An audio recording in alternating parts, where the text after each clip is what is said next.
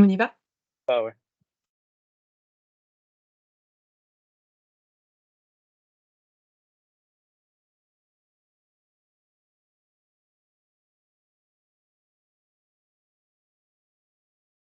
OK. Ouais, il y avait pas de bouteille.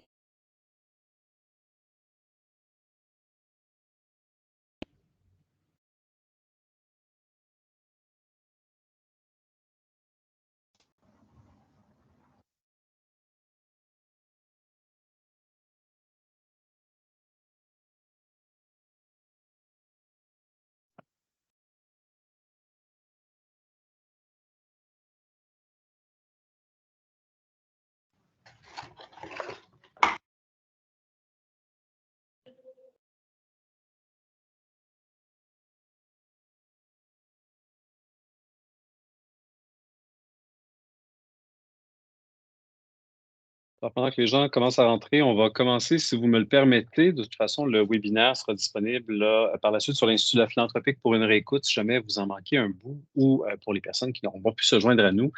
Euh, bienvenue à ce webinaire de l'indice philanthropique salarial et bien-être 2023. C'est le webinaire 1 de 2 qui porte sur la rémunération. Il y aura donc un deuxième webinaire la semaine prochaine qui portera sur le bien-être dans le secteur philanthropique. Très heureux de vous présenter les travaux de cette grande enquête-là au Québec qui a été réalisée là, pendant l'été. Alors, pour ceux et celles qui ne me connaissent pas, mon nom est Daniel Lantaigne, j'utilise le pronom elle et lui et je suis vice-président talent, stratégie et impact chez BNP Performance Philanthropique et je suis également président du conseil d'administration de l'Association des professionnels en philanthropie au Québec et bientôt sur le siège social, sur le conseil d'administration d'AFP au siège social, donc AFP Global comme vice-président du membership à compter de janvier. Merci beaucoup. Je le précise d'entrée de jeu, c'est une démarche qui est très RH, donc ma fonction de conseiller en ressources humaines agréées CRHA que vous voyez sur la présentation a été mise à profit et à la toute fin, là, je remercierai d'autres collaborateurs et nos partenaires de diffusion qui ont rendu ces résultats-là possibles, mais vraiment merci à toutes les personnes qui ont participé de près ou de loin à ce projet-là. À titre d'information, le webinaire est enregistré. Comme je l'ai dit d'introduction, il sera disponible sur l'Institut de la philanthropie de BNP Performance Philanthropique. Le webinaire, comme toutes les formations de BNP, sont accréditées par CFRE, donc Certified Fundraising Executive. Il vaudra donc un crédit que vous l'écoutez en direct ou en réécoute. Les personnes inscrites vont également recevoir une copie électronique de cette présentation-là, donc ça peut limiter votre prise de notes. Et par la suite, la présentation, elle est tirée du rapport officiel et final d'indice philanthropique salarial et bien-être 2023, qui va être disponible début novembre, et ce, tout à fait gratuitement. Donc, je vous invite vraiment à suivre BNP sur les réseaux sociaux pour accéder au lien de téléchargement lorsqu'il sera disponible. Merci. Merci encore une fois de vous être prêté au jeu. Vous allez le voir dans la diapositive suivante, mais il y a 368 répondants à cette étude-là, ce qui en fait une des études les plus crédibles et plus populées qu'on a eues au Québec depuis très longtemps. Les organisations philanthropiques, vous le savez, hein, vous êtes dedans, vous jouez un rôle vital. C'était bien évident, malheureusement, malgré le rôle, malgré la mission des organisations, on est confronté à des défis qui sont complexes. La pénurie de la main-d'œuvre, évidemment, elle n'a pas épargné le secteur philanthropique. Au contraire, elle frappe durement. Donc, ça nous amène des défis qui sont complexes en matière de rémunération et de bien-être de nos talents. C'est vraiment dans ce contexte-là que BNP a souhaité lancer une étude sectorielle sur la rémunération et le bien-être propre au secteur philanthropique et propre au secteur philanthropique québécois. Une première attendue de beaucoup, et je vais vous dire de tous et de toutes. Il existe déjà des enquêtes de rémunération qui touchent tous les OBNL au Québec au sens très large, donc qui ratissent plus large que le secteur philanthropique qui a ses propres caractéristiques. Il existe également une étude de rémunération, par exemple, dans le secteur hospitalier avec AHP, de manière plus large avec l'AFP. Mais ces études-là ont malheureusement le défaut d'avoir un très, très faible taux de réponse au Québec. Donc, on a souvent de l'information qui est plus populée dans les autres provinces canadiennes, principalement l'Ontario, ce qui ne donne pas toujours un portrait réaliste de notre situation. Donc, on a vraiment voulu s'attarder au Québec, sentant qu'on avait besoin d'avoir un peu plus d'informations, qu'on avait besoin d'avoir une photo à jour aussi de la situation. Donc, avec l'indice philanthropique salarial et bien-être 2023, ben, qu'est-ce qu'on voulait faire? On voulait propulser le secteur philanthropique dans une grande réflexion sur le cadre de travail offert aux talents dans cette industrie qui est significative au Québec. L'indice philanthropique n'a pas pour objectif de donner toutes les réponses. Par contre, elle donne un son de cloche qui parfois va être extrêmement intéressant. Puis, on a une très, très belle nouvelle à vous annoncer dans les prochaines diapos, mais parfois qui vont nous inquiéter, autant dans la portion rémunération que dans la portion bien-être.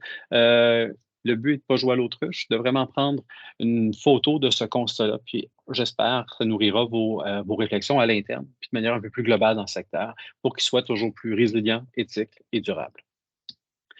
On va commencer par les faits saillants. Si vous n'avez qu'une diapositive à retenir sur les 37 d'aujourd'hui, je vais vous dire que c'est celle-là. 368 répondantes et répondants, merci encore une fois. Salaire moyen chez les femmes, 76 088 $. Salaire moyen chez les hommes, 75 741 $. Si on s'arrête à ces deux éléments-là, pour la première fois dans toutes les enquêtes de rémunération qui ont été faites, les femmes font enfin, je pense qu'on peut certainement dire enfin, en moyenne plus que les hommes. C'est 347 là, de différence entre les deux. Il y a toujours eu un décalage. Puis c'est pas propre au secteur philanthropique où les femmes qui représentent 75 de l'industrie de la philanthropie faisaient toujours moins que les hommes. Pour une première fois, on est dans un salaire moyen supérieur. On pourra voir à travers les différents types de postes. Parfois les femmes ont toujours une certaine avance, parfois un certain recul, mais déjà, en moyenne, c'est une très, très bonne nouvelle pour l'équité en emploi. Les augmentations salariales, bien, il y a eu 5,29 d'augmentation en 2022-2023. Quand on a fait notre étude, donc on demandait toujours l'information de l'année en cours, donc ce qui s'est passé pendant l'été 2023 et comparatif avec l'année précédente, ce qui va nous permettre d'aller suivre après ça pour une prochaine édition, bien, de comparer de 2022 à 2024. En philanthropie, je le disais, c'est pas nouveau. Ça a presque toujours été ce chiffre-là, puis il est encore une fois confirmé dans notre étude, on tombe direct dessus. 75 des personnes et des talents qui sont en philanthropie sont des femmes. Après ça, est-ce que ces femmes-là sont nécessairement à la direction générale ou sont plus dans les opérations? Bon, on voit que ça a bougé aussi. Donc, une plus grande proportion des femmes auprès de la direction générale, ce qui est aussi une très, très bonne nouvelle. Les personnes en philanthropie, il y en a 37 qui reçoivent une prime ou une bonification, alors que ça reste encore un des sujets les plus tabous, la rémunération liée avec une prime ou une bonification. Puis on va voir après ça à quel point tout ça est rattaché aux fonds qui sont levés et qui sont collectés. Il y a 9 des talents en ce moment en philanthropie qui peuvent être 100 en mode télétravail. On va voir comment tout ça fonctionne, mais il y a 36 des organisations qui disposent d'une politique de travail hybride. Je pars comme ça d'entrée de jeu sur la rémunération directe, puis je vous le dis à la fin, on gardera une période de questions et du temps. Si vous avez des questions, ça me fera plaisir d'y répondre et on va rentrer dans le vif du sujet si vous voulez bien. Première section, et c'est les mêmes sections que vous allez suivre dans le rapport lorsque vous l'aurez entre les mains à partir de novembre. Première section, pleine lumière sur la rémunération directe. En 2023, le salaire moyen en philanthropie, tout poste confondu dans les postes qui ont été considérés dans le calcul, là, 76 113,28 comparativement à 72 290,94 en 2022. Donc, on a une augmentation là, de près de 4 000 de salaire moyen entre les deux années. Le salaire moyen des hommes ou personnes d'expression masculine est de 75 741 celui des femmes, 76 087 Si on retient que les postes de haute direction, le salaire moyen des hommes était de 79 657 Et là, ben, encore une fois, je vais vous dire encore une fois une bonne nouvelle. Celui des femmes, des personnes d'expression féminine, était de 83 318 Donc, notre première crainte quand on voyait le salaire moyen, c'est de se dire, ah, c'est le salaire moyen, parfait, mais est-ce que dans la haute direction, ça suit aussi? Ben, la réponse est oui, et ça suit, je vous dirais même de manière plus significative. Là, on voit que l'écart est favorable de quelques milliers de dollars aux femmes de ce côté-là. Donc, c'est une très, très belle nouvelle. Donc, c'est pour la première fois, je vous disais, dans toutes les études de rémunération en philanthropie, que le salaire des femmes, des personnes d'expression féminine, que ce soit de manière générale ou même en oscillant, que la haute direction est supérieure. Juste m'assurer, et je vous invite à le faire, de vous assurer de garder votre micro fermé pendant la présentation, sauf pendant la période de questions.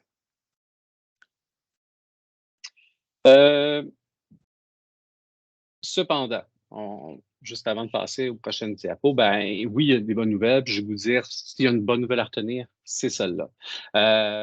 Par contre, après ça, là, si on va creuser, puis on a amené vraiment beaucoup de facteurs d'évaluation dans la rémunération pour vraiment voir ce qu'il en était. Donc, le salaire des personnes blanches ou caucasiennes en 2023 était de 77 000. Si on est allé vérifier aussi auprès des minorités visibles, on baisse drastiquement à 59 330. Il y a deux facteurs à ça. Premièrement, à des postes comparables, la rémunération est déjà inférieure, mais aussi les personnes qui rentrent dans la catégorie de minorité visible ont généralement moins accès à des postes de haut niveau, des postes de direction. Pour le bien de tout le monde, lorsqu'on parle de minorité visible, au sens de la loi, on se réfère à des personnes autres qu'autochtones et qui n'ont pas la peau de couleur blanche. Donc, c'est la définition légale de minorité visible. Également, le salaire moyen en 2023 pour une personne membre de la communauté 2S LGBTQIA+, est de 74 845 soit un peu moins que la moyenne générale pour l'année. Donc, de ce côté-là, on n'est pas dans les grands écarts comme pour les minorités visibles. Néanmoins, n'empêche que les personnes en situation de handicap, issues de communautés autochtones ou de minorités ethniques, demeurent extrêmement sous-représentées, évidemment dans les postes de haute direction, évidemment et malheureusement, mais aussi dans l'ensemble des postes de manière plus générale. La tranche d'âge la plus lucrative en philanthropie est située entre 45 et 54 ans. Donc, il y a vraiment un plateau, pas un plateau, mais un sommet dans cette tranche d'âge-là. Donc, les gens qui sont plus jeunes, évidemment, généralement, on les associe avec moins d'expérience sur le marché du travail en philanthropie, font une rémunération moins élevée. Mais les gens qui sont plus âgés que 54 ans, ils n'ont pas une rémunération qui continue d'être croissante. Donc, il y a vraiment un plateau et ça diminue après ça à partir de 55 ans.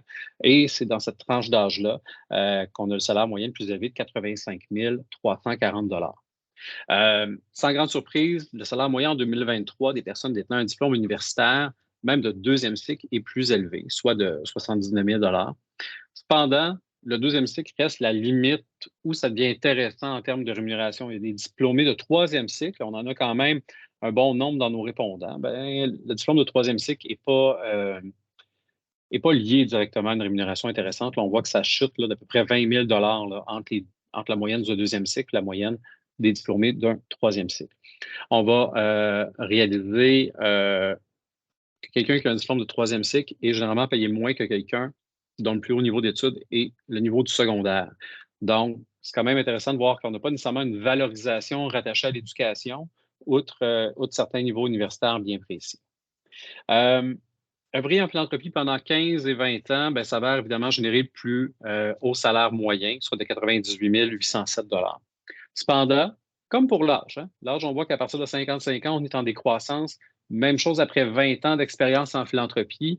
Ben, on passe d'une moyenne de 98 000, presque 99 000 à une chute vers 81 584 Donc, on valorise l'expérience, on valorise l'éducation à un certain point, on valorise l'expérience de manière globale, parce qu'évidemment, généralement, tout le monde en philanthropie a aussi un passé dans une autre industrie, sauf qu'on réalise qu'on le valorise jusqu'à un certain point, jusqu'à un certain âge, et qu'après ça, tout ça commence à diminuer.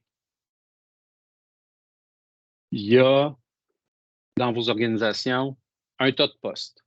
Dans la philanthropie, il y en a un tas également. On a retenu ces fonctions-là. Pourquoi on a retenu ces fonctions-là et pas l'ensemble des fonctions? Bien, la réponse est assez simple. C'est qu'on voulait avoir un échantillonnage qui faisait du sens. Si on a seulement 3 personnes qui nous répondent pour un type de poste précis, on ne peut pas en faire une moyenne, on ne peut pas en faire quelque chose de probant puis quelque chose qui donne du sens au secteur philanthropique. Donc, à défaut de vous présenter de la mauvaise information, on a gardé uniquement de la bonne information où il y avait un taux de répondants assez subséquent. Voici les différents postes. Ils ont été mis par catégorie, donc vraiment, chaque petite puce que vous voyez, c'est une catégorie de postes qu'on a mis ensemble. Président, directeur, directrice générale, directeur général, vice-recteur, vice-rectrice. Et vous avez l'ensemble des différentes fonctions qui ont été mises ensemble, je dirais, dans un bassin.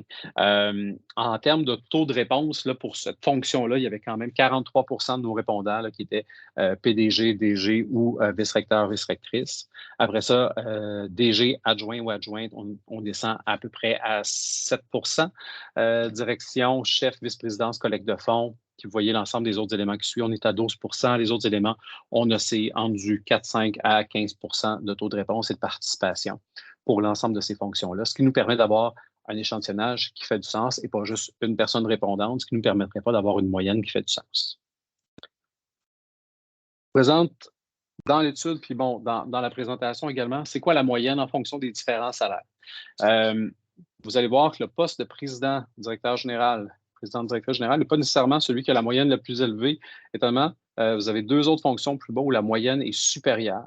Et je tiens à vous préciser que vous avez la moyenne dans la présentation ici parce que là, on ne voulait pas juste vous garrocher des chiffres. Mais dans l'étude, vous allez avoir la moyenne et la médiane pour 2023 et pour 2022. Donc, vous allez avoir des résultats plus complets dans le rapport qui vous sera transmis. Pardon, je pense que mon clavier s'est emporté. Pour chacune des fonctions, ce que vous allez revoir dans l'étude, puis je vais vous donner un exemple pour un poste tout de suite après. Là, on ne les fera évidemment pas tous parce qu'on pourrait passer la journée à étudier l'ensemble de ces données-là.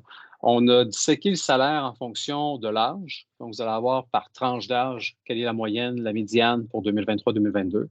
Pour l'identité ou l'expression de genre, pour les caractéristiques de diversité. Donc, on a retenu personnes blanches caucasiennes, minorité ethnique, membres de la communauté 2S, SG, BTQIA+, personnes en minorité visible, personnes autochtones, personnes handicapées. Vous allez avoir également les définitions qu'on en a retenues pour ces différentes catégories-là. On l'a disséqué aussi avec le niveau d'études, donc secondaire, collégial, universitaire, les trois cycles, le nombre d'années sur le marché de l'emploi, donc l'expérience globale depuis le premier emploi, le nombre d'années propres à la philanthropie, le nombre d'années au sein d'un même organisme, puis après ça, le nombre d'années au sein du même poste. Et on est allé voir un peu plus tard, puis on va voir que des fois, ça a un lien, des fois, ça n'en a pas, mais est-ce que la portée de gestion a un impact sur la rémunération? Donc, si jamais je supervise un seul employé, est-ce que je vais être moins payé que quelqu'un qui en supervise 20, par exemple? Donc, on l'a fait du côté des talents rémunérés, donc vraiment des gens sur le payroll qui sont en dessous de cette personne-là. On l'a fait aussi en termes de bénévoles supervisés, sachant que ça fait partie de plusieurs organisations.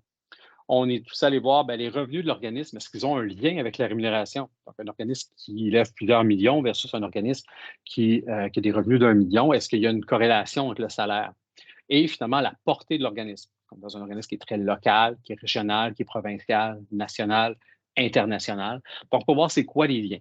Pourquoi on le fait? Bien, ça permet d'avoir des comparaisons qui sont plus intéressantes parce qu'après ça, si vous êtes une femme entre 55 et 64 ans avec une situation de handicap universitaire deuxième cycle, puis votre organisme est international, bien, ça vous permet d'aller comparer et d'avoir des chiffres qui vont résonner davantage à votre situation individuelle, mais aussi après ça de le regarder de manière plus globale si vous êtes un dirigeant d'une des organisations. Ce que je vous présente ici, c'est un exemple que vous allez retrouver et c'est coupé là, sur trois diapositives. Donc, vous allez avoir l'ensemble de ces informations-là, la moyenne 2023, la médiane aussi qui va apparaître, comme je disais, la moyenne 2022 et la médiane 2022. Donc, ce qui va vous permettre d'avoir chacun des éléments. Quand vous avez un élément sans objet, il y a deux raisons pour lesquelles le S.O apparaît. C'est soit qu'il y a eu zéro réponse ou qu'il y a eu très peu de réponses qui ne permet pas d'aller en chercher une moyenne. Donc, c'est à partir de ce moment-là qu'on a préféré retirer de l'information, d'avoir une information qui ne serait pas valable puis comparable en fonction de la qualité de l'échantillonnage. Comme vous voyez, il y a des éléments qui apparaissent. Vous ne le voyez pas là, mais vous allez voir quand vous allez regarder l'ensemble des pages du rapport, des éléments qui vont apparaître de manière, je vais vous dire, systématique avec un sans-objet, notamment les personnes autochtones, les personnes en situation de handicap, les personnes non-binaires, queer ou non-conformes, qui représentent un très faible pourcentage de notre étude. Vous aurez des résultats plus complets dans l'indice philanthropique global. Donc, vous avez l'ensemble de ces éléments-là qui sont présentés, sont toujours réunis par groupe qu'on a été ciblés. Et on a fait le ciblage, que vous voyez là, les différentes catégories, là, pour s'assurer, d'avoir un comparatif intéressant, mais aussi pour pouvoir le remesurer. L'indice philanthropique que je vous présente aujourd'hui, l'objectif n'est pas d'en faire un de temps en temps, mais de refaire l'exercice chaque année pour suivre la réalité financière des conditions globales de rémunération. On sent qu'il y a vraiment un besoin, puis on va être très, très heureux, pas nécessairement pendant la rencontre aujourd'hui, mais quand vous allez recevoir le rapport et que vous aurez pris le temps de le lire, c'est des éléments où vous dites, ça, on aurait aimé ça, avoir ça, ce portrait-là. Bien, écoutez, ce rapport-là, on le fait pas tant pour nous, chez BNP. Oui, c'est intéressant. J'ai vu que j'ai plusieurs de mes collègues qui sont en ligne aujourd'hui. C'est intéressant pour nous, mais c'est surtout pour vous dans les organisations. On a fait ça pour vous donner un outil de réflexion, Oui, pour les candidats. Fait que ça se peut que qu'il y ait des DG qui vont se faire demander une rencontre, là. Je m'excuse d'avance. Mais on l'a fait beaucoup pour les directions. Beaucoup aussi peut-être pour ramener à votre conseil d'administration qui n'a peut-être pas toujours une vue sur la réalité. Ben, ça représente quoi, la rémunération dans les organisations philanthropiques. Fait qu'on le fait vraiment pour vous. On n'a pas d'idée cachée en arrière de tout ça. On ne vend pas des enquêtes de rémunération. Ça ne fait pas partie de notre pratique. On voulait vraiment vous outiller dans ce sens-là. Et finalement, ben, ça, c'est la dernière portion que vous allez avoir. Fait que vraiment, vous allez avoir ce tableau-là pour chacune des fonctions qui ont été retenues. Et vous allez avoir aussi ben, quelques éléments clés si jamais vous n'êtes pas une personne qui aime tant que ça, là, vous promener les yeux dans un tableau. Donc, quand on pense au poste de PDG, DG ou vice-recteur, vice-rectrice, le salaire moyen le plus élevé pour les gens âgés de 45 à 54 ans, ce qui revient dans différents types de postes. Dans ces postes-là, les hommes continuent d'avoir un plus haut salaire moyen que les femmes, donc 4 186 quand on disait que dans les postes de haute direction, les femmes faisaient plus d'argent, c'est qu'on incluait aussi les autres fonctions de haute direction et on se souvient que le salaire de DG n'était pas nécessairement le plus payé en moyenne. Donc, c'est pour ça que dans ce cas-ci, oui, les hommes ont un plus haut salaire dans le poste type de DG ou de PDG. Les personnes issues de la diversité ne sont pas représentées dans les sphères décisionnelles. Les personnes issues des communautés 2S, LGBTQIA+, gagnent un salaire largement inférieur aux personnes blanches ou caucasiennes. Niveau de scolarisation n'a pas d'influence directe sur le salaire. Le salaire moyen, d'ailleurs, plus élevé pour ce poste-là, ce qui est intéressant, pour des gens qui ont complété le secondaire comme étant le niveau le plus élevé d'études. L'expérience en philanthropie jusqu'à une limite de 20 ans continue de payer dans le secteur et il n'existe pas de lien direct entre la portée de gestion, le nombre de talents sous la charge et la rémunération. Donc, vous allez avoir ces informations-là pour chacun des postes. Maintenant, pleine lumière sur le cadre du travail. On a voulu savoir, ben, ça représente quoi le travail au quotidien ou à la semaine? Donc, on va d'ailleurs parler du temps plein pour les gens qui travaillent en philanthropie. Dans 84 des cas, le travail à temps plein demeure la norme au sein du secteur philanthropique. Donc, il y a à peu près 16 des gens qui travaillent à temps partiel. C'est un bon indicateur de santé parce que plus un secteur donne que des emplois à temps partiel, plus ce qu'on va appeler des emplois de nature précaire, ben, c'est-à-dire des emplois ben, qui ne peuvent même pas payer le loyer, donc ils vont demander d'accumuler plusieurs emplois, des emplois qui viennent parfois avec moins d'avantages sociaux. Hein. Souvent, nos postes à temps partiel ne sont pas admissibles, par exemple, à un régime d'assurance. Et donc, c'est un bon indicateur de savoir que 84 des postes en philanthropie sont à temps plein. Il y a à peine 10 des talents qui œuvrent à temps partiel. Pourquoi il y a un écart entre le 84 et le 10 ben, il y en a qui travaillent à contrat, donc il y en a qui ne sont pas nécessairement sur un nombre d'heures fixe, mais aussi, encore une fois, très, très bon indicateur de savoir que ben, c'est déjà pas 16 on n'est qu'à 10 en temps partiel. Et donc, c'est un secteur qui se porte bien de manière globale dans ces conditions qui sont offertes. La notion du temps plein. Le temps plein chez vous n'est peut-être pas le même temps plein chez nous. Certains endroits ont à 35 heures, d'autres à 37,5, d'autres à 40 heures. La plus forte proportion des gens travaillent en moyenne. Bien, théoriquement, et ça, c'est important de le préciser, dans les contrats de travail, dans la lettre d'embauche, près de 70 des gens ont une semaine qui est prévue de 35 heures par semaine, donc 7 heures par jour, 5 heures, 5 journées par semaine. Par contre, dans la réalité, on va voir que bien que la majeure partie des gens contractuellement soient 35 heures, ben, la moyenne du temps travaillé pour les gens qui sont à temps plein est de 40,10 heures par semaine. Donc, ceux qui sont à 35 heures font généralement un 5 heures de temps supplémentaire. Ce n'est pas nécessairement un temps supplémentaire qui doit être majoré, hein, parce que la majoration commence uniquement à partir du 40 heures. Mais donc, il n'y a pas, en moyenne, les gens font plus de toute façon que leur contrat de travail qui est indiqué. C'est assez typique dans beaucoup de types d'organisations. Ce n'est pas propre à la philanthropie, donc on n'est pas en train d'en exiger plus que dans d'autres secteurs. Les gens en font généralement un peu plus dans plusieurs industries et c'est notre cas également. Le temps supplémentaire est toujours une question épineuse dans les organisations. Qu'est-ce qu'on fait avec le temps supplémentaire? Ben, là, on va être très factuel. On est allé poser la question. Est-ce que le temps supplémentaire, est-ce qu'il est rémunéré? Est-ce qu'il est mis en banque? Est-ce qu'il est ni rémunéré ni mis en banque? Donc, on a posé la question. Donc, dans 33 des cas, le temps supplémentaire n'est ni rémunéré ni mis dans une banque de temps. Je ferai mon bémol tout de suite après vous avoir présenté les chiffres. Dans 48 presque 49 des cas, il n'est pas rémunéré, mais il est mis dans une banque de temps. Dans 7 il est rémunéré automatiquement. Donc, dès qu'il y a du temps supplémentaire, il est versé sur la paie qui suit. Et ni rémunéré, ni mis dans une banque de temps. Là. Excusez-moi, il y a une donnée qui revient 2 fois à la quatrième puce. Donc, on vient d'arriver avec l'ensemble de nos chiffres. Là, oubliez la quatrième puce. Pourquoi je mets un bémol sur le 33,15 ça ne veut pas dire que ces gens-là sont exploités. Et je m'explique. Il y a beaucoup de postes de direction dans les répondants. Vous l'avez vu. Je parlais du poste de PDG là, qui était peut-être 43 de notre échantillonnage à certains égards. Ben, dans un poste de direction, il est convenu qu'on est payé à l'année et non pas à la semaine et non pas à l'heure. Donc, dans ce cas-là, il est prévu que c'est normal qu'on fasse du temps supplémentaire et ce temps-là, ben, fait partie du contrat de travail où c'est attendu. Et donc, on n'est pas dans une rémunération à l'heure où on calcule chacune des heures. Donc, il y a une bonne partie de la réponse qui se trouve là, mais il y a aussi possiblement des employés qui, eux, sont payés à la semaine et il y a une rémunération qui n'est ni payée ni mise dans une banque de temps.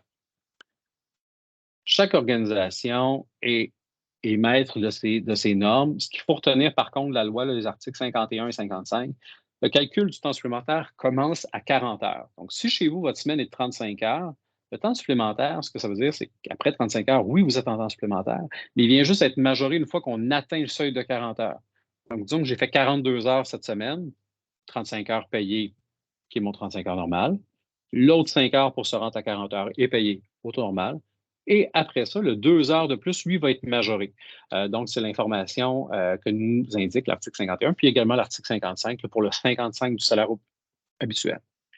Ce qu'on réalise, par contre, là, pour avoir fait quelques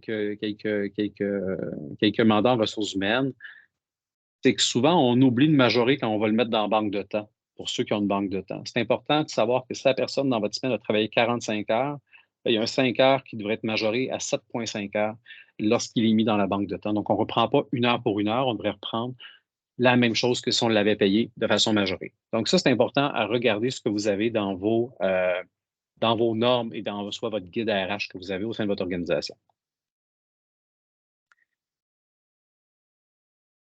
La bonification est un élément qui n'est pas souvent discuté entre organisations. Hein. Si vous vous rencontrez là, dans les événements, vous allez pouvoir parler sûrement de bien des éventualités puis bien des situations dans votre organisation. Bien rare que les gens vont parler de leur prime ou de leur bonification. Il y en a 37 qui en reçoivent en ce moment. Vous allez voir là, dans l'indice, ça va être encore plus morcelé. Et c'est correct, je vous le dis, là, c'est correct d'avoir une bonification puis une prime dans le secteur philanthropique. C'est pas interdit, c'est pas passible de poursuite ou d'aller directement en enfer. C'est correct d'avoir une bonification. Là où ça vient chicoter un peu plus, c'est quand la bonification qui est versée est liée directement au don amassé. Et c'est encore le cas dans 10 des cas, en partie ou en totalité. Là. En partie, c'est une chose, en totalité, c'est un peu plus inquiétant. Pourquoi? Ben, là, vous avez 2 articles du Code de déontologie de l'AFP qui sont là. L'objectif derrière ces articles-là du Code de déontologie, c'est qu'on a vu, évidemment pas au Québec, pas dans vos organisations parce que vous êtes toutes des personnes extraordinaires, mais ce qu'on a vu, c'est que si on a un objectif de vente, pas un objectif de vente, mais sinon un objectif de bonification qui est lié à ce qu'on a réussi à aller chercher comme fonds, bien clairement, ça se peut qu'on soit moins éthique, qu'on soit moins dans la notion du don volontaire. Hein. Ça se peut qu'on mette un petit peu plus de pression sur notre donateur. Ça se peut qu'on lui parle plus de certains, d'une fausse urgence, puis de l'importance de donner plus maintenant, puis de faire, c'est pas important de don planifié, donne un gros don immédiatement, tout de suite. Donc, on commence à peut être dans une relation qui soit complètement saine. Et c'est ça que ça vient empêcher, ou en tout cas, ça tente d'empêcher à travers ces 2 articles-là du Code de déontologie, c'est que l'appât du gain soit contrôlé d'une certaine façon et que oui, bien évidemment, on a tous des objectifs financiers, des objectifs de collecte de fonds dans une organisation. On veut tous les atteindre, mais il y a moyen de les atteindre par des bons moyens. Puis, sachant que ce n'est pas rattaché à notre rémunération, bien, peut-être qu'on va être dans un cadre, disons, qui est plus éthique. Donc, c'est ce que ça vient préciser de ce côté-là. Mais ça va être intéressant de suivre l'évolution de la bonification rattachée directement aux fonds qui ont été amassés. Le télétravail, c'est une grande question douloureuse pour beaucoup d'organisations. Qu'est-ce qu'on en fait? Qu'est-ce qu'on n'en fait pas? Je vais vous dire d'avance, si vous avez des gens qui font de la collecte de fonds, peut-être que vous préférez ne pas les voir 5 jours sur 5 au bureau à temps plein, chaque fois la collecte de fonds, vous aimeriez probablement qu'ils soient en train de rencontrer des donateurs. Donc là, ce n'est pas une politique nécessairement de télétravail, c'est une politique de présence au bureau versus être sur le terrain. Mais comme on l'a dit d'entrée de jeu là, dans les différents faits saillants, 9 des employeurs et employeuses en ce moment qui permettent le télétravail à temps plein. Il y en a 36 qui disposent d'une politique de travail hybride. Donc, ça, c'est extraordinaire. La politique de travail hybride, elle vient baliser un peu les attentes, un peu ce que l'employeur offre aussi comme méthode. Parfois, il y en a qui vont offrir certaines méthodes d'accommodement, qui vont aller jusqu'à à payer, par exemple, pour certains outils de travail à partir de la maison. Puis, il y en a d'autres qui vont avoir aussi une liste d'exigences par rapport au fait de travailler à partir de la maison. Et en moyenne, ce qu'on réalise, c'est que les gens travaillent 1,8 journées par semaine à partir de la maison ou d'un autre lieu que le bureau. Donc, des fois, c'est permis d'aller travailler dans des cafés, par exemple, ou d'autres endroits. Donc, la moyenne est à 1,8 jours. Ceux qui ont une politique de travail hybride qui viennent préciser le nombre de jours à travailler, par exemple, la politique dirait, bien, on veut que vous soyez minimalement 2 jours au bureau. Ce qu'on a réalisé, puis on l'a questionné, bien, les employés sentent qu'il y a un petit peu de pression aussi de la part d'employeurs d'en faire un peu plus que le minimum demandé, même si la politique, elle est bien claire. Donc, petit conseil à tout le monde, si vous mettez une politique en place, c'est une mesure extraordinaire, mais deux, assurez-vous de mettre dans la politique ce que vous souhaitez vraiment et d'encourager ce qu'il y a dans la politique pour envoyer un message qui est clair à tout le monde. Du côté des congés, il y a 22 jours de congés annuels, 22 journées de congés annuels, pardon, en moyenne qui sont offertes aux talents. Donc, il y a les congés de base qui sont prévus par la loi, donc la loi qui touche les normes du travail, la loi sur la fête nationale du Québec, là, notamment. Donc, ces journées-là sont incluses là-dedans, puis les employeurs vont généralement les bonifier. À titre d'exemple, la loi prévoit qu'on doit offrir soit le vendredi saint ou le lundi de Pâques. La plupart des employeurs vont aller jusqu'à offrir les deux dans la plupart des cas. C'est ce qu'on va voir. Il y a certains employeurs qui offrent même de manière volontaire des congés qui ne sont pas prévus par la loi. Et évidemment, ce qu'on voit, c'est que souvent des organisations qui soit sont en lien avec ces réalités-là ou tout simplement souhaitent envoyer un message fort à leurs talents et à leur équipe. Donc, on salue le fait que plusieurs organisations offrent maintenant un congé dans le cadre de la Journée nationale de la vérité et de la réconciliation. C'est à savoir que c'est un congé qui est férié au fédéral. Donc, si votre organisation n'est pas enregistrée et propre au Code du travail fédéral, dans ce cas-là, vous allez être sur les normes du travail provincial, ben, c'est au Québec, ce n'est pas une journée fériée. Donc, les organisations qui choisissent de le faire, ben, félicitations. Félicitations, ce n'est pas une obligation, c'est vraiment une décision de gestion. Et certaines organisations ont décidé également d'ajouter dans leur journée de congé la Journée internationale des droits des femmes. 50 des employeurs ferment leur bureau durant les fêtes et maintiennent la rémunération. Super intéressant. Vous allez voir dans l'étude qu'il y a plein de cas pendant la période des fêtes. Il y en a qui doivent accumuler du temps dans une banque de temps pour maintenir leur rémunération. Il y en a qui doivent la prendre dans leur congé. Il y en a que le bureau est fermé, donc ils ne sont pas payés. Il y en a que le bureau peut être ouvert, ça vous tente de venir travailler. Donc, il y a vraiment beaucoup de situations. Encore une fois, le but n'est pas d'imposer une vision, mais vraiment de voir les différentes figures de cas, puis peut-être d'ouvrir la discussion par la suite sur tout ça. La rémunération indirecte fait partie prenante de la rémunération globale parce qu'elle touche beaucoup de sphères de la vie et de plus en plus, vous allez voir à quel point c'est demandé et c'est, je dirais même, creusé en termes de rémunération indirecte. Il fut une époque où on pouvait juste dire qu'on offrait des avantages sociaux ou un régime d'assurance collective et ça terminait la conversation. De plus en plus, dans vos nouveaux et futurs recrutements, bien, les gens vont vouloir savoir, OK, un régime d'assurance collective, parfait. Qui paye quoi? Est-ce que ça inclut des soins dentaires? Est-ce que ça inclut des soins de la vue? Est-ce que je peux être dans un régime familial? Donc, c'est plein d'éléments qui sont de plus en plus creusés et je vais vous dire, ça fait juste partie de la discussion. Ce n'est pas effronté de la part des candidats de poser la question, ça fait maintenant partie des conversations. Donc, près de 75 des organisations offrent des congés de maladie. Je ne sais pas quoi faire avec ce chiffre-là parce que la loi oblige de donner au moins 2 jours de maladie par année. Donc, je prends une pause sur cette statistique-là. Soit il y en a 25 qui ont oublié qu'ils offraient le 2 jours, soit il y en a 25 qui ne respectent pas le minimum prévu par la loi. Voilà pour mon petit laïus sur les congés maladie. Il y a 60 des organisations qui offrent un régime d'assurance collective. Ça, c'est extraordinaire. Puis on comprend que c'est une grande charge financière. Fait que je ne peux pas arriver avec un éditorial sur les 40 qui n'en offrent pas. Il y en a que ça ne vaut pas la peine en termes puis il y en a qui ne seraient même pas éligibles ou ça serait très difficile à assurer parce que des fois, il y a un employé dans l'organisation, là. On navigue avec toute taille. Puis il y en a qui en ont plus que ça, mais qui soit n'ont pas trouvé un bassin, il n'y a pas nécessairement de demande. Des fois, c'est en fonction des gens qui sont là, hein. On prend le pouls et on réalise qu'à peu près tout le monde est assuré sur un régime d'un conjoint, d'une conjointe. Fait qu'on on en ressent moins le besoin. Puis évidemment, ben, ça vient avec une charge salariale qui est importante. Il y aura des belles nouvelles dans le secteur philanthropique là, dans les prochaines semaines et mois pour les associations, ben pas les associations, pardon, les fondations qui veulent obtenir un régime d'assurance collective. 54 des organisations offrent un régime de retraite. Toujours une question de taille, encore une fois, mais il y a beaucoup de véhicules de retraite qui s'offrent. Là. On pense même au régime simplifié, régime volontaire. On n'est plus nécessairement dans les grands fonds de pension à prestations ou à cotisation déterminée. Là. Il y a des véhicules beaucoup plus, je dirais, flexibles, agiles et beaucoup moins coûteux qui sont disponibles.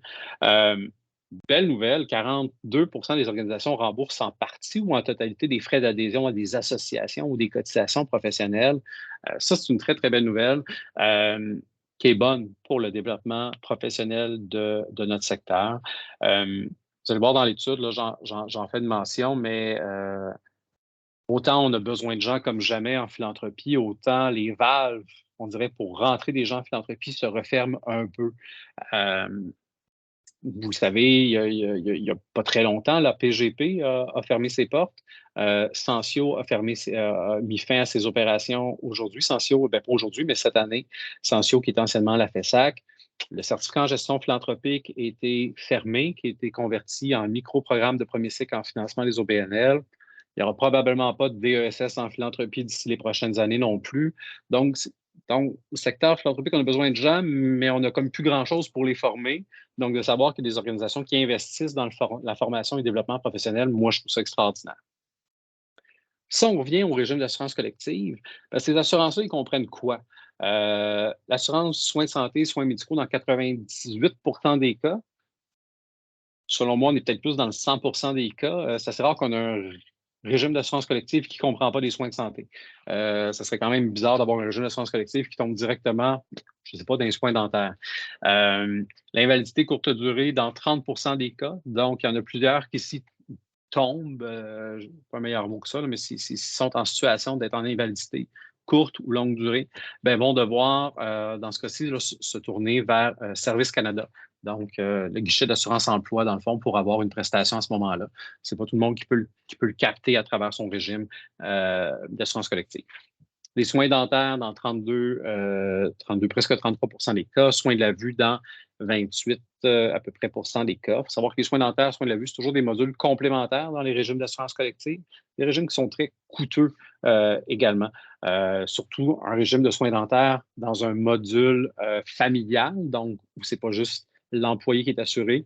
Et s'il y a des enfants, on comprend qu'il y a souvent des couvertures pour les enfants, notamment en orthodontie, donc ça augmente très, très vite les frais d'assurance. Donc, c'est pour ça que ce n'est pas offert de manière si large que ça. Du côté des régimes de retraite, bien, le REER collectif demeure le véhicule de retraite le plus offert par les organisations et ces dernières versent environ entre 2 et 7 de contribution égale à celle de l'employé.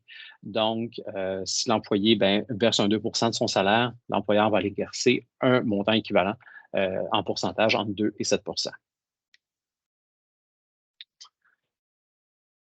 Notre étude, elle porte sur le secteur philanthropique. Donc, évidemment, il y a une petite lumière sur la collecte de fonds.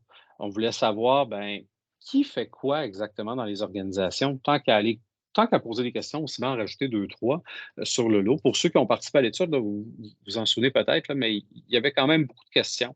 Je vais vous dire, il va y en avoir autant l'an prochain. Certaines vont être enlevées parce qu'on a réalisé que les résultats ne donnaient pas grand-chose comme information. Puis, on a aussi déjà des pistes pour des questions supplémentaires. En termes de se concentrer à la collecte de fonds, il n'y a que 10 des gens qui se consacrent à 100 Qu'est-ce que ça veut dire? Ça veut dire que le toute autre tâche connexe ou toute autre tâche, là, disons, on prend un poste de direction générale, la direction générale elle a bien des affaires à faire en plus de faire de la collecte de fonds, si jamais elle en fait. Donc, la gestion, les relations avec le conseil d'administration, les RH, tous ces éléments-là font en sorte que, au final, peut-être qu'on ne réussit pas à mettre autant de temps qu'on souhaiterait sur la collecte de fonds. Lorsque les gens réussissent à avoir du temps pour faire de la collecte de fonds, ben, qu'est-ce qu'ils font? Ben, les efforts qui sont le plus déployés, ce sont encore, je ne vous dis pas étonnamment, mais surprenamment. Il faut dire qu'on semble s'être vite rétabli de la pandémie où il y a beaucoup de choses qui se font en virtuel, mais les événements restent encore un des éléments qui revient beaucoup. Là, vous avez des pourcentages qui ne s'additionnent pas, hein. Les personnes peuvent faire et des événements et de la rédaction et de la campagne annuelle, là. Donc, c'est les événements qui reviennent le plus souvent. Après ça, la rédaction de sollicitations, demande de subvention, ce qu'on appelle souvent en anglais du grant writing.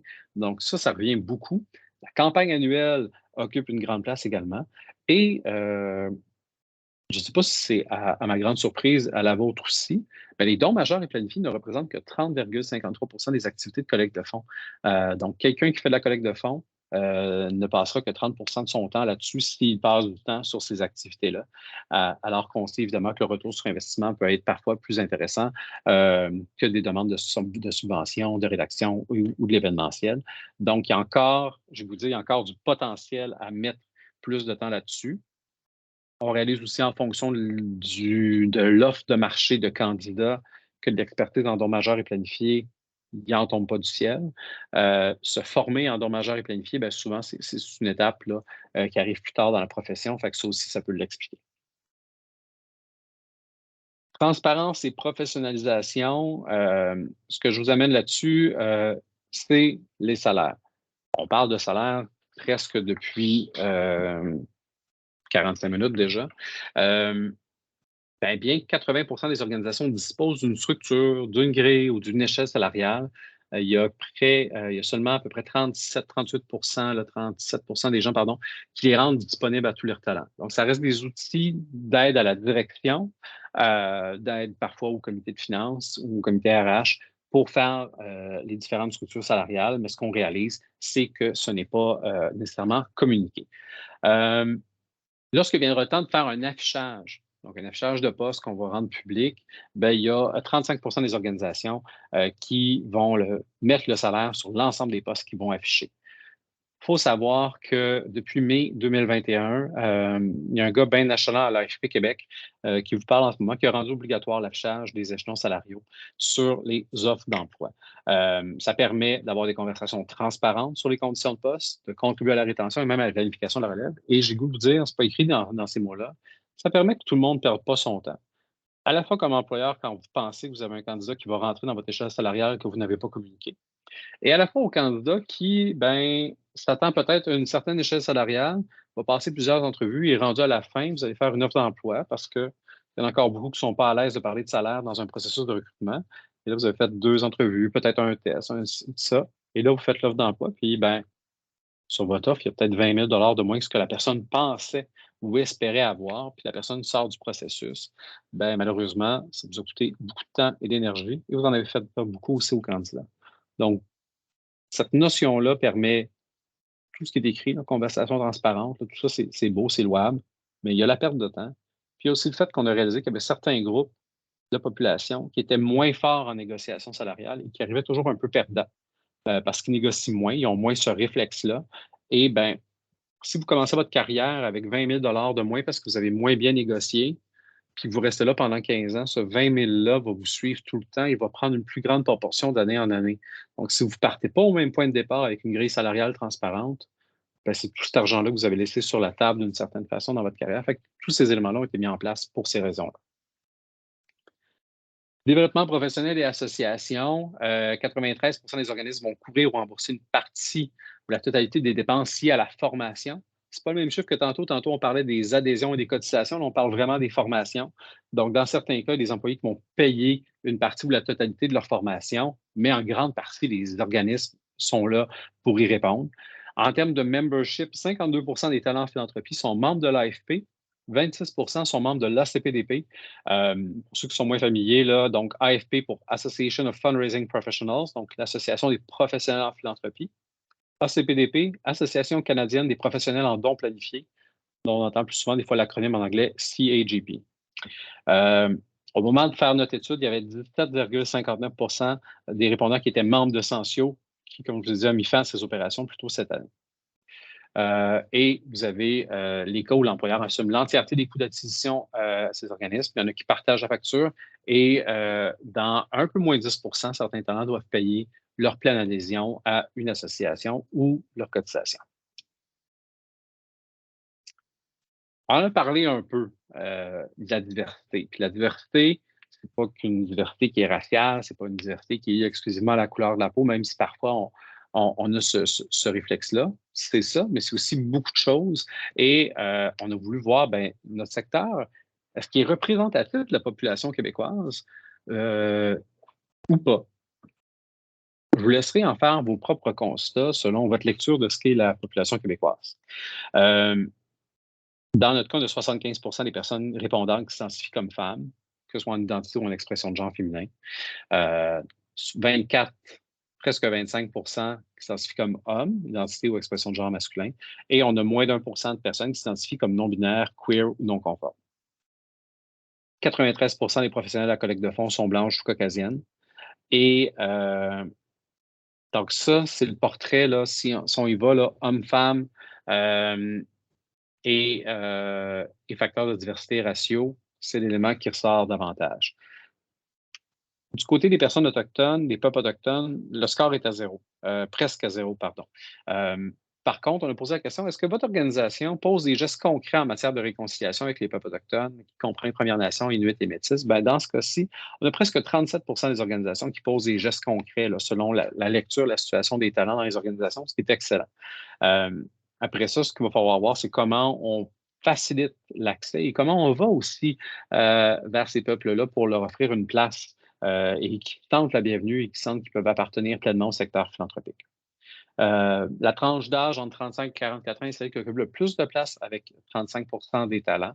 C'est un indicateur qui est intéressant parce qu'évidemment, il est appelé à bouger avec la population vieillissante et ce qui va amener aussi différents défis. On va le voir avec les départs à la retraite qui vont arriver et qui vont arriver massivement dans les prochaines années. Et finalement, près de 80 des talents détiennent un diplôme universitaire, soit en premier, deuxième ou troisième cycle. Donc, on est un secteur euh, qui, d'une certaine façon, valorise l'éducation, tout en gardant en tête que l'éducation n'est pas synonyme de plus haut salaire nécessairement. Il y a beaucoup d'informations dans ce que je vous ai donné jusqu'à présent.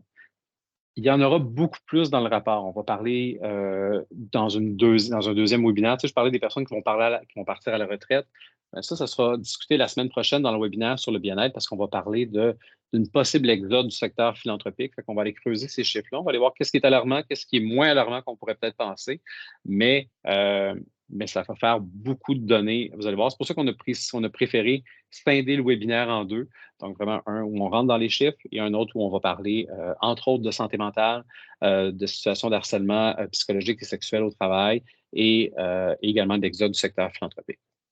Avant d'ouvrir la porte aux différentes questions dans le temps qui nous reste, je m'en voudrais de ne pas remercier, premièrement, les 368 personnes qui ont répondu à notre enquête de rémunération, mais également tous ces partenaires-là qui nous ont permis de diffuser cette étude-là dans leurs différents réseaux, donc l'AFP, la CPDP, le PhilAb, la Fondation Germain Bombardier, Imagine Canada, la Fondation du Grand Montréal, Philanthropie Laurentide, donc la Fondation communautaire dans les Laurentides, et également les différents centraides, Québec, Chaudière-Appalaches, Outaouais, et le regroupement des centraides des régions centre-ouest du Québec.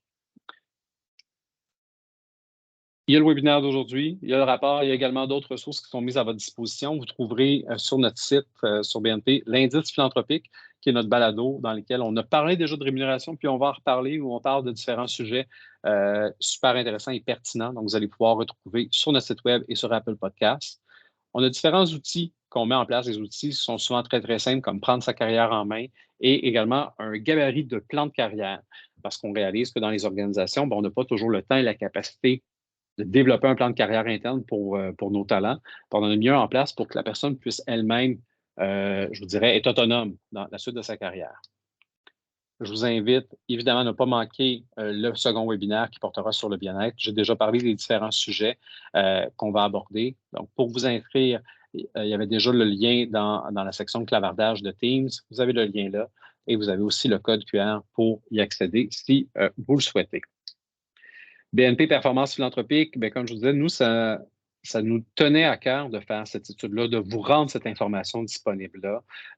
Vous savez, quand on est une firme en consultation, les gens perçoivent toujours qu'on a un agenda caché, puis tout ce qu'on veut faire, c'est aller chercher plus de clients. Ben oui, ça se peut. Je ne cacherai pas, oui. On veut toujours évidemment faire de la business. C'est bien évident, là. Je ne dirais pas le contraire, mais ce projet-là, très particulièrement, me tenait à cœur. Je remercie beaucoup Christian Bolduc là, de m'avoir suivi là-dedans parce que ce n'est pas un projet sur lequel on est en développement des affaires. C'est un projet qu'on voulait vraiment outiller le secteur, puis on voulait vous faire, je vais vous dire, un certain cadeau, puis d'amener une certaine réflexion. Mais on est là pour tout autre besoin et ça nous fera plaisir de discuter avec vous.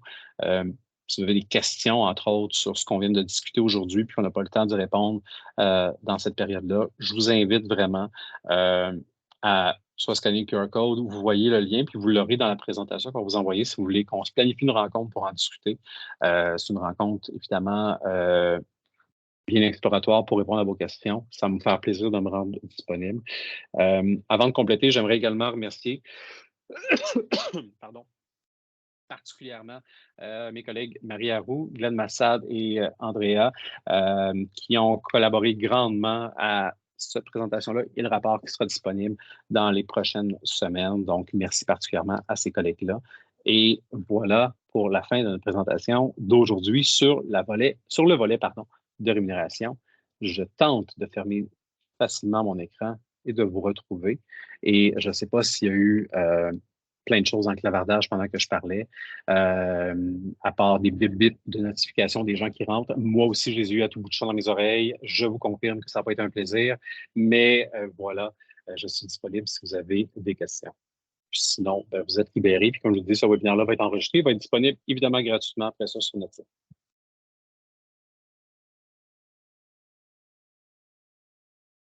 Nathalie Boudreau? Oui, bonjour. Merci pour la belle présentation. Vous levez le voile sur un sujet qui intéresse beaucoup de monde puis qu'on parle très peu.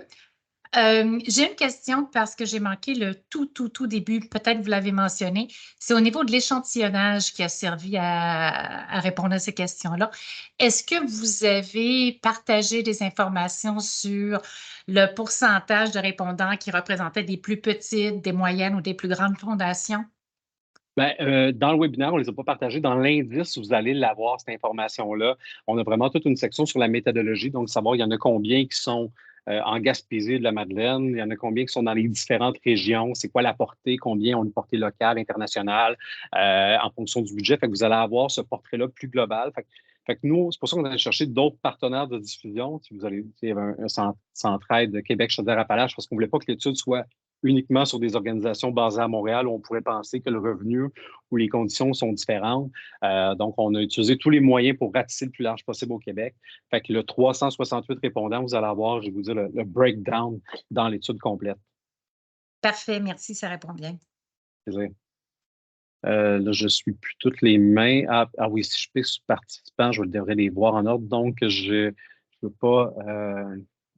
Il n'y a que votre prénom. Alors, Joanne, je vous invite à poser votre question. Oui, bonjour. Je voulais savoir les salaires moyens que vous avez présentés là, en début de présentation. C'était basé sur un nombre d'heures par semaine de combien d'heures? On est sur 35, 37,5, 40? Ouais. Ben, c'est une très bonne question. Le salaire moyen, on l'a vraiment présenté en fonction de tous les salaires qui sont rentrés et la moyenne des personnes travaillent en moyenne 40,10 heures par semaine. Fait que le salaire moyen est aussi attaché à une moyenne de 40 heures semaine, sachant qu'il va y avoir des personnes qui vont avoir travaillé peut-être là-dedans 30 heures semaine, puis d'autres vont avoir travaillé 60 heures semaine. Mais donc, on est sur le salaire total gagné dans l'année, basé sur une moyenne de 40,10 heures. Merci. Est-ce qu'il y avait d'autres questions? Merci pour les différents commentaires. Merci, Suzanne. J'ai vu ton petit mot. Yann Delille, j'ai vu une petite main jaune se lever. Oui, bonjour.